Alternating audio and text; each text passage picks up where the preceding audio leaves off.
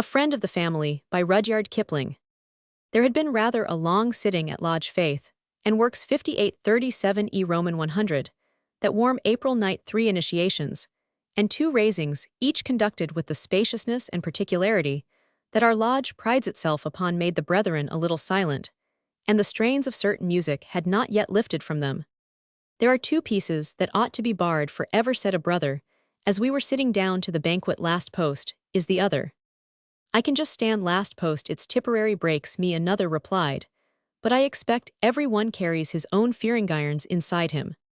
I turned to look. It was a sponsor for one of our newly raised brethren, a fat man with a fish-like and vacant face, but evidently prosperous. We introduced ourselves as we took our places. His name was Bevan, and he had a chicken farm near Chaffont St. Giles, whence he supplied on yearly contract 2 or 3 high-class London hotels. He was also, he said, on the edge of launching out into herb growing. There's a demand for herbs, said he, but it all depends upon your connections with the wholesale dealers. We ain't systematic enough. The French do it much better, especially in those mountains on the Swiss and Italian sides. They use more herbal remedies than we PG 260 do. Our patent medicine business has killed that with us. But there's a demand still. If your connections are sound, I am going in for it. A large, well-groomed brother across the table, his name was Pole, and he seemed some sort of professional man, struck in with a detailed account of a hollow behind a destroyed village near Thiepval, where for no ascertainable reason a certain rather scarce herb had sprung up by the acre, he said, out of the overturned earth. Only you've got to poke among the weeds to find it, and there's any quantity of bombs and stuff knockin' about there. Still, they haven't cleaned it up yet. Last time I saw the place, said Bevan, I thought it 'ud be that way till Judgment Day. You know how it lay in that dip under that beet factory. I saw it bombed up level in 2 days. Cinto brickdust. Mainly they were huntin' for St. Firmin dump. He took a sandwich and munched slowly, wiping his face, for the night was close. Yees, said Pole, the trouble is there hasn't been any judgment taken or executed. That's why the world is where it is now. We didn't need anything, but justice afterwards, not get that the bottom fell out of things naturally. That's how I look at it too, Bevan replied. We didn't want all that talk afterwards, we only wanted justice. What I say is there must be a right and a wrong to things. It can't all be kiss and make friends, no matter what you do. A thin dark brother on my left, who had been attending to a cold pork pie, there are no pork pies to equal ours which are homemade, suddenly lifted his long head, in which a pale blue glass eye swiveled insanely. PG 261. Well, he said slowly, my motto is never again for me. Same hair till next time, said Pole across the table. You're from Sydney, ain't you? How do you know, was the short answer. You spoke, the other smiled. So did Bevan, who added, I know how your push talk well enough. Have you started that republic of yours down under yet? No, but we're goin' to, then y'all see. Carry on, no one's hindering, Bevan pursued. The Australian scowled. No, we know they ain't. And that's what makes us all so crazy angry with you. He threw back his head and laughed the spleen out of him. What can you do with an empire that don't care what you do? I've heard that before, Bevan laughed, and his fat sides shook. Oh, I know your push in city out. When did you come across us? My name's Ortano, relation to the Tichborne one. Galloplighted, mostly my battalion began there. We only lost half. Lucky they gambled us away in 2 days. 'Member the hospital on the beach? Asked Orton. Yes, and the man without the face breaching, said Bevan, sitting up a little. Till he died, said the Australian, his voice lowered. And afterwards, Bevan added, lower still. Christ, were you there that night? Bevan nodded. The Australian choked off something he was going to say as a brother on his left claimed him. I heard them talk horses, while Bevan developed his herb-growing projects with the well-groomed brother opposite. PG 262. At the end of the banquet, when pipes were drawn, the Australian addressed himself to Bevan across me, and as the company rearranged itself, we 3 came to anchor in the big anteroom, where the best prints are hung. Here our brother across the table joined us and moored alongside. The Australian was full of racial grievances, as must be in a young country, alternating between complaints that his people had not been appreciated enough in England, or 2, fulsomely complimented by an hysterical press. New Pole drawled after a while, you're altogether wrong, we hadn't time to notice anything, we were all too busy fightin' for our lives, what your crowd down under are suffering from is growing pains. Y'all get over in 300 years or so if you're allowed to last so long. Who's going to stoush us? Orton asked fiercely. This turned the talk again to larger issues and possibilities delivered on both sides straight from the shoulder, without malice or heat between bursts of song from round the piano at the far end. Bevan and I sat out watching. Well, I don't understand these matters, said Bevan at last, but I'd hate to have one of your crowd have it in for me for anything. Would you? Why? Orton pierced him with his pale, artificial eye. Well, you're a triflu hats, the word vindictive spitful. At least that's what I've found. I expect it comes from drinking stewed tea with your meat 4 times a day, said Bevan. No, I'd hate to have an Australian after me for anything in particular. Out of this came his tale somewhat in this shape. PG 263. It opened with an Australian of the name of Hickmott or Hickmer. Bevan called him both, who, finding his battalion completely expended at Gallipoli, had joined up with what stood of Bevan's battalion, and had there remained unrebuked and unnoticed. The point that Bevan labored was that his man had never seen a tablecloth, a china plate, or a dozen white people together, till in his 30th year he had walked for 2 months to Brisbane to join up. Pole found this hard to believe. But it's true, Bevan insisted. This chap was born and bred among the black fellers, as they call 200 miles from the nearest town, 400 miles from a railway, and 10,000 from the Grace o' God out in Queensland, near some desert. Why, of course we come out of everywhere, said Orton. What's wrong with that? Yes, but look here, from the time that this man Hickmott was 12 years old he'd ridden, driven, what's the word, conducted sheep for his father, for thousands of miles on end and months at a time alone with these black fellers, that you daren't show the back of your neck tolls they knock your head in. That was all that he'd ever done, till he joined up. He didn't belong to anything in the world, you understand. And he didn't strike other men as being a human being. Why, he was a Queensland drover, they're all right, Orton explained. I dare say, but well, a man notices another man, don't he? You'd notice if there was a man standing or sitting or lying near you, wouldn't you? Sawed anyone. But you'd never notice Hickmott. His bane anywhere about wouldn't stay in your mind. He just didn't draw attention any more than anything else that happened to be about. Have you got it? PG 264. Wast he any use at his job? Pole inquired. I've nothing against him that way, and I was his platoon sergeant. He wouldn't volunteer specially for any doings, but he'd slip out with the party, and he'd slip back with what was left of him. No one noticed him, and he never opened his mouth about any doings. You'd think a man who had lived the way he'd lived among black fellers and sheep would be noticeable enough in an English battalion, wouldn't you? It teaches to lie close, but you seem to have noticed him, Orton interposed with a little suspicion. Not at the time, but afterwards. If he was noticeable, it was on account of his unnoticeability. Way, you'd notice there not being an extra step at the bottom of the staircase when you thought there was. Yees, Pole said suddenly, it's the eternal mystery of personality. God, before whom ever lie bare. Some people can occlude their personality, like turning off a tap. I beg your pardon, carry on. Granted, said Bevan, I think I catch your drift. I used to think I was a student of human nature before I joined up. What was your job before? Orton asked. Oh, I was the young blood of the village goalkeeper, in our soccer team's secretary, of the local cricket and rifleo lore clubs. Yes, in village theatricals. My father was the chemist in the village. How I did talk what I did know, he beamed upon us all. I don't mind hearing you talk, said Orton, lying back in his chair. You're a little different from some of 'em. What happened to this damn drover of yours? He was with our push for the rest of the Warren. IPG 265. Don't think he ever sprung a dozen words at one time. With his upbringing, you see, there wasn't any subject that any man knew about he could open up on. He kept quiet and mixed with his backgrounds.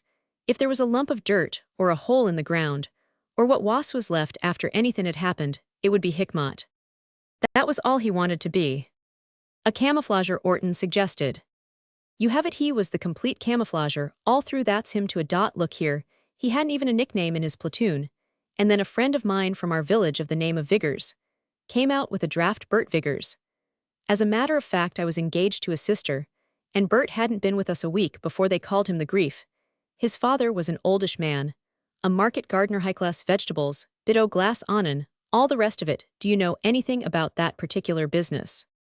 Not much, I'm afraid, said Pole. Except that glass is expensive, and one's man always sells the cut flowers. Then you do know something about it. It is Bert was the old man's only son, and I don't blame him done his damnedest to get exempted for the sake of the business you understand. But he caught it all right the tribunal wasn't talkin' any the day he went up Bert, was for it with a few remarks from the patriotic old wassers on the bench our county paper had all.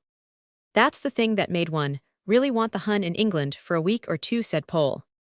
Were Osi, the same tribunal havin' copped Bert gave unconditional exemption to the opposition Shopa man, called Margot's, in the market garden business PG 266, which he de-established since the war with his two sons, who everyone in the village knew had been pushed into the business to save their damned hides.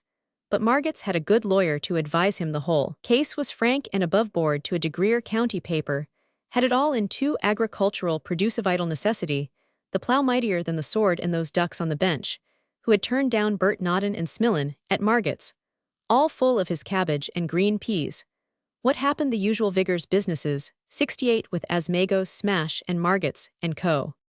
Double theirs so then that was Bert's grievance, and he joined us full of it that's why they called him the grief knowing the facts I was with him, but being his sergeant I had to check him, because grievances are catchin', and 3 or 4 men with make campanicer sticky.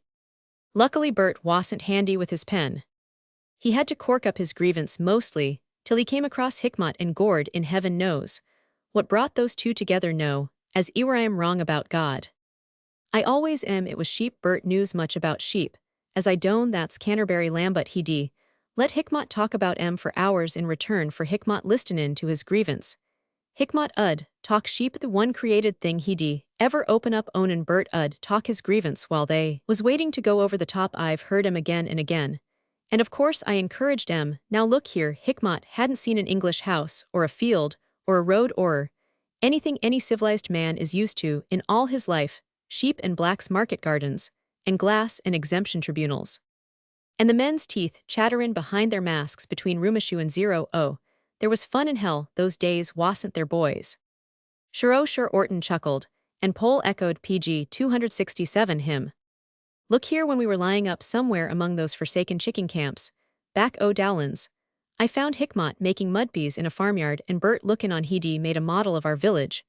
According to Bert's description of it, he preserved it in his head through all those weeks, and weeks Bert's yappin' he coughed it all up Margot's house, and Garden's old Mr. Vigors ditto both pubs my father's shop everything that he'd been told by Bert done out to scale in mud with bits brick and stick Haig ought to have seen it. But as his sergeant I had to check him for misusin' his winklepin on dirt. Come to think of it, a man who runs about uninhabited countries with sheep for a livin' must have gifts for mappin' and scalin' things, somehow or other or he'd be dead. I never saw anything like it all out what Bert had told him by word of mouth. And the next time we went up the line Hickmott copped it in the leg, just in front of me. Finish I asked. Oh no only beginnin' that was in December somethin', or other 16 in January vigors. Copped it for keeps I buried him snow and blind at Wasson before Wed got him under the whole show. Was crumped I wanted to bury him again. Just to spite him I am a spiteful man by nature. But the party wasn't talkin' any more of an if they could have found it. But you see we had buried him all right which is what they want at home. And I wrote the usual trimmin's about the chaplain and the full service, and what his captain had said about Bert Bain, recommended for a pip, and the irreparable loss and so on. That was in January 17 in February sometime or other. I got saved my speciality, had come to be Bombin's PG 268. And night doing's very pleasant for a young free man. But there's a limit to what you can stand it takes all men differently noise. Was what started me at last id got just up to the edge wonderin' when id crack and how many of our men id do in if it came on me.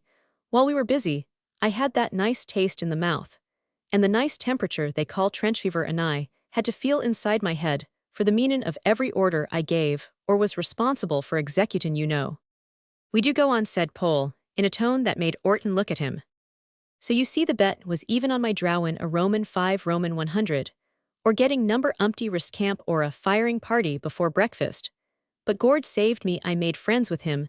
The last 2 years of the war the others went off too quick. They wanted a bombin' instructor for the training battalion at home and he put it into their silly hearts to indent for me. It took him 5 minutes to make me understand I was saved. Then I vomited, and then I cried. The fat face of Bevan had changed and grown drawn even as he spoke, and his hands tugged as though to tighten an imaginary belt.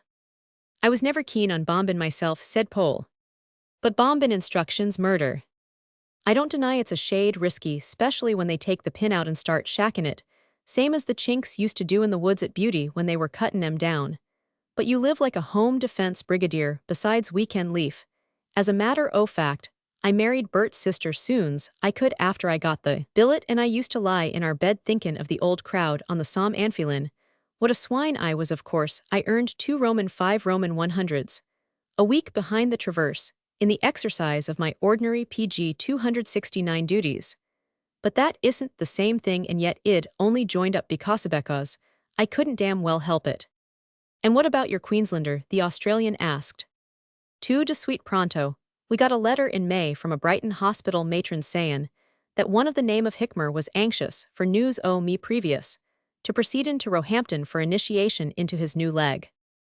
Of course we applied for him. By return Bert had written about him to his sister me. Missus every time he wrote at all in any pal o' Bertswell. You know what the ladies are like. I warned her about his peculiarities. She wouldn't believe till she saw him. He was just the same you'd ha thought he'd show up in England like a fresh stiff. On Snowbutt you never noticed him, you never heard him. And if he didn't want to be seen, he wasn't there. He just joined up with his background. I knew he could do that with men. But how in hell seein' how curious women are he could camouflage with the ladies, me wife and my mother too. Whitbeats me he'd feed the chickens for us, he'd stand on his one legit, was off above the knee and saw wood for us, he'd run I mean he'd hope errands for Mrs. B, or mother our dog. Worshipped him from the start, though I never saw him throw a word to him. And yet he didn't take any place, anywhere you've seen a rabbit, you've seen a pheasant hidden in a ditch. Put your hand on it sometimes before it moved, haven't you? Well, that was Hickmet with 2 women in the house crazy to find out anything about him that made him human. You know what women are. He stayed with us a fortnight. He left us on a Saturday to go to Roehampton to try his leg on Friday. He came over to the PG 270 bomb and ground, not sayin' anything, as usual, to watch me instruct my suicide club, which was only half an hour's run by rail from our village. He had his overcoat on, and as soon as he reached the place it was maffish with him as usual. Rabbit trick again. You never noticed him. He sat in the bomb-proof behind the pit, where the duds accumulate, till it's time to explode 'em. Naturally, that's strictly forbidden to the public. So he went there and no one noticed him. When he'd had enough of watchin', he hopped off home to feed our chickens for the last time. Then how did you know all about it? Orton said. Because I saw him come into the place just as I was goin' down into the trench. Then he slipped my memory till my train went back. But it would have made no difference what our arrangements were. If Hickmer didn't choose to be noticed, he wasn't noticed. Just for curiosity's sake, I asked some o' the staff sergeants whether they'd seen him on the ground. Not one single one hatter could tell me what he was like. And Saturday noon he went off to Roehampton. We saw him into the train ourselves, with the lunch Mrs. B had put up for him, a one-legged man, and his crutch in regulation, blue khaki warm and kit bag. Talkin' everything together. Perhaps he'd spoken as many as 20 times in the 13 days he'd been with us. I am jivin' at you straight, as it happened, and no look Hereth's is what did happen. Between 2 and 3, that Sunday morning, dark and blowin' from the north, I was woke up by an explosion, and people shoutin' raid. The first bang fetched 'em out like worms after rain. There was another some minutes afterwards, and me and a sergeant in the Shropshires on leaf told 'em all to take cover. They Roman 999. There was a devil of a long wait, and there was a third pop. Everybody PG 271, includin' me, heard aeroplanes. I didn't notice till afterwards that. Bevan paused. What, said Orton? Oh, I noticed a heap of things afterwards. What we noticed first, the Shropshire sergeant and Mewes, a rick well alight back o' Margot's house, and with that north wind blowin' straight on to another rick o' Margot's. It went up all of a whoosh. The next thing we saw by the light of it was Margot's house with a bomb hole in the roof, and the rafters leanin' sideways like they always lean on such occasions. So we ran there, and the first thing we met was Margot's in his splittled nighty callin' on his mother and damnin' his wife. A man always does that when he's cross. Have you noticed Mrs. Margot's was in her nighty too, remindin' Margot's that he hadn't completed his rick insurance. And that's a woman's lovin' care all over. Behind them was their eldest son in trousers, in slippers, nurse in his arm and callin' for the doctor. They went through us howlin' like Flammenwerfer, casualtus right up the street to the surgery. Well, there wasn't anything to do, except let the show burn out. We hadn't any means of extinguishing conflagrations. Some of 'em fiddled with buckets and some of 'em tried to get out some Marget sticks, but his younger son kept shoutin', don't, it'll be stole.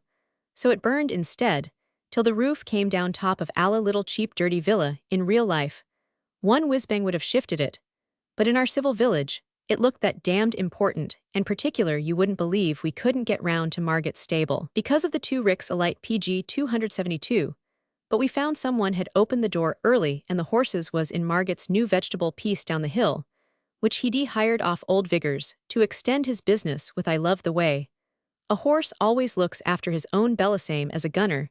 They went to grazin' down the carrots and onions, till young Margets ran to turn 'em out, and then they got in among the glass frames and cut themselves.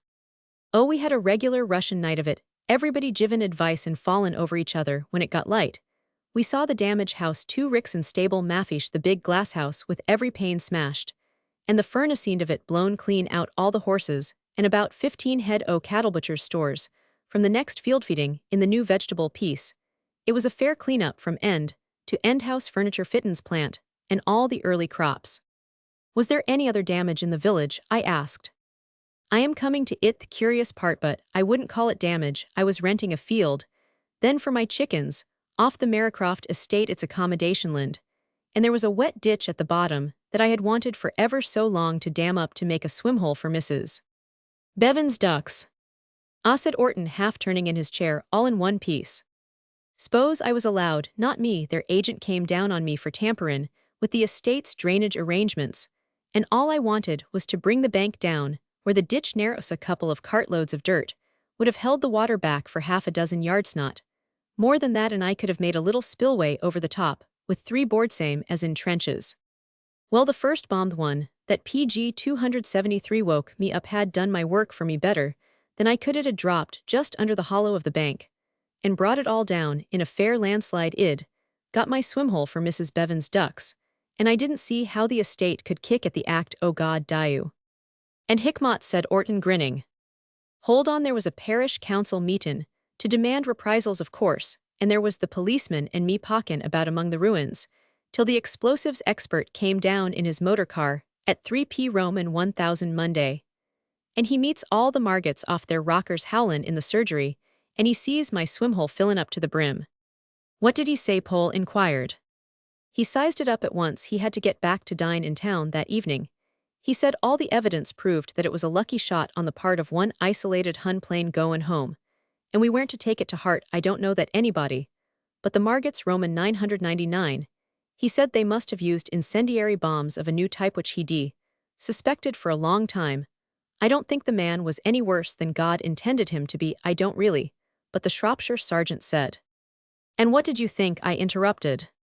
I didn't think I knew by then. I am not a Sherlock Holmes, but havin' chucked 'em back, and kicked 'em out of the light, and slept with 'em for 2 years in Mackin, my livin' out of them at that time, I could recognize the fuse of a Mills bomb when I found it. I found all 3 of 'em curious about that second. In Marget's glasshouse, Hickmott Mews have raked the ashes out of the furnace, popped it in and shut the furnace door.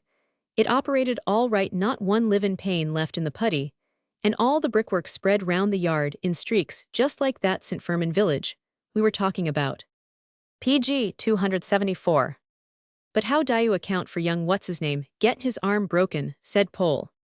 Crutch, said Bevan, if you or me had taken on that night's doin's with one leg wed, have hopped and sweated from one flank to another and been caught halfway between Hickmott, didn't I am, as sure as I am sittin' here, that he did his doings quiet and comfortable at his full height, was over 6 feet and no one noticed him.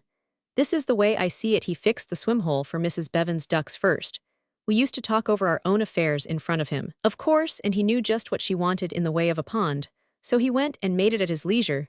Then he probably went over to Marget's and lit the first rick, knowin' that the wind 'ud do the rest. When young Margets saw the light of it and came out to look, Hickmott would have taken post at the back door and dropped the young swine with his crutch, same as we used to drop Huns common out of a dugout. You know how they blink at the light.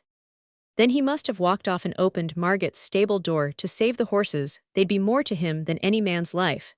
Then he probably chucked one bomb on top o' Marget's roof having seen that the first Rick had caught the second, and that the whole house was bound to go "Dieu get me." "Then why did he waste his bomb on the house?" said Orton. His glass eye seemed as triumphant as his real one. "For camouflage, of course. He was camouflaging an air raid when the Margits piled out of their place into the street. He probably attended to the glass house, because that would be Margit's chief means. Oh, business PG 275. After that I think so, because otherwise, I don't see where all those extra cattle came from that we found in the vegetable pizza. Must have walked off and rounded up all the butcher's beasts in the next meadow and driven there to help the horses. And when he'd finished everything he'd set out to do, ill lay my life. And Kit, he curled up like a bloomin' wombat, not 50 yards away from the whole flammin' showin', let us run round him. And when he'd had his sleep out, he went up to Roehampton Monday mornin', by some train that he'd decided upon in his own mind weeks and weeks before." "Did he know all the trains, then?" said Poll. "Ask me another. I only know that if he wanted to get from any place to another without bane, noticed, he did it." "And the bombs he got from you, of course," Poll went on. "What do you think he was an hour in the park watchin' me instruct sittin', as I remember in the bomb-proof by the dud hole in his overcoat. He got all right, he took neither more nor less. Then he wanted, and I've told you what he did with him Montour and 3. "Ever see him afterwards?" said Orton. "Yes, saw him at Brighton, when I went down there with the missus not a month after he'd been broken into his Roehampton leg. You know how the boys used to sit all along Brighton front in their blues, and jump, every time the coal was bane delivered to the hotels behind them. I barged into him opposite the old ship and I told him about our air raid.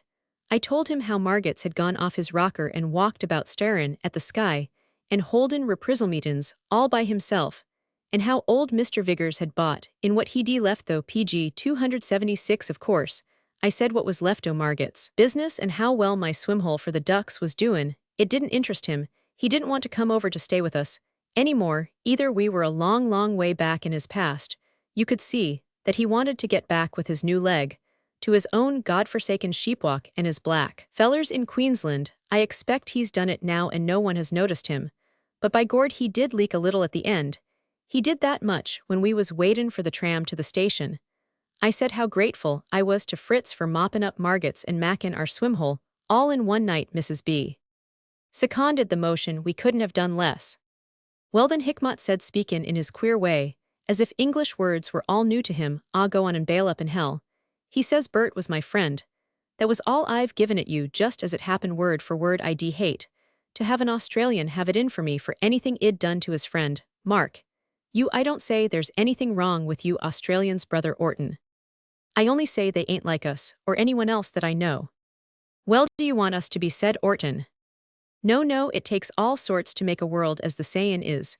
And now Bevan pulled out his gold watch. "If I don't make a move of it, I'll miss my last train." "Let her go," said Orton serenely. "You've done some lorry hoppin' in your time, haven't you, Sergeant?" "When I was 2.5 stone lighter digger," Bevan smiled in reply. "Well, I'll run you out home before sunup. I am a haulage contractor now, London. And Oxford, there's an empty of mine, ordered to Oxford. We can go round by your place as easy as not. She's lyin' out Vauxhall way. My Gord, and see the sun rise again. Haven't seen him since I can't remember when," said Bevan, chuckling. "Oh, there was fun sometimes in hell, wasn't there, Australia?" And again his hands went down to tighten the belt that was missing. PG 277.